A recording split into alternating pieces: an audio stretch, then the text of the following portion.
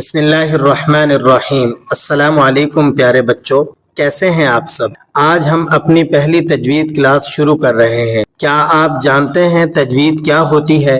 چلیں آسان لفظوں میں سمجھتے ہیں۔ تجوید کا مطلب ہے قرآن کریم کو صحیح تلفظ اور خوبصورتی کے ساتھ پڑھنا، یعنی ہر حرف کو اس طرح ادا کرنا جیسے ہمارے پیارے نبی حضرت محمد صلی اللہ علیہ وسلم نے اس لفظ کو پڑھ کر ادا کیا ہے۔ چلیں آپ کو ایک مختصر اور پیاری سی مثال کے ساتھ اس بات کو سمجھاتا ہوں۔ دیکھیں، قرآن کریم کی ایک چھوٹی سی سورت ہے جس کا نام ہے سورہ اخلاص۔ اس سورت مبارکہ کا جو پہلا لفظ ہے وہ ہے قل، اور قرآن کریم میں اسی طرح کا ایک اور لفظ ہے قل۔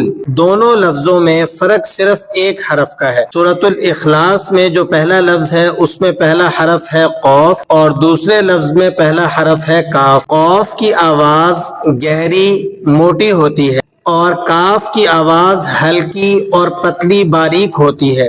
اگر ہم انہیں غلطی سے ایک کی جگہ دوسرا حرف پڑھ لیں تو اس سے معنی تبدیل ہو جاتے ہیں۔ مثال کے طور پر اگر ہم قل کو کل پڑھ دیں تو اس سے معنی تبدیل ہو جائیں گے۔ اسی لیے تجوید ہمیں سکھاتی ہے کہ ہر حرف کہاں سے نکلتا ہے، کب لمبا کرنا ہوتا ہے اس حرف کو، اور کب ہم نے وہاں پر رکنا ہے اور کب ہم نے نہیں رکنا، اور آواز ہماری کیسی ہونی چاہیے، موٹی ہونی چاہیے یا پتلی ہونی چاہیے۔ کیوں؟ اس کی وجہ کیا ہے؟ قرآن صرف پڑھنے کے لیے نہیں بلکہ خوبصورتی سے پڑھنے کے لیے بھی ہے، اور یہ خوبصورتی قرآن کریم میں تجوید کے ذریعے سے آتی ہے۔ تو پیارے بچوں، آج ہم نے جانا کہ تجوید کا مطلب کیا ہے اور یہ کیوں ضروری ہے۔ انشاءاللہ اگلی کلاس میں ہم سیکھیں گے حروف کے مخرج، یعنی آواز کہاں سے نکلتی ہے۔ تب تک قرآن کریم کی تلاوت مشق کے ساتھ کرتے رہیں اور روز ایک صفحہ ضرور پڑھیں۔ اللہ حافظ۔ السلام علیکم ورحمۃ اللہ وبرکاتہ۔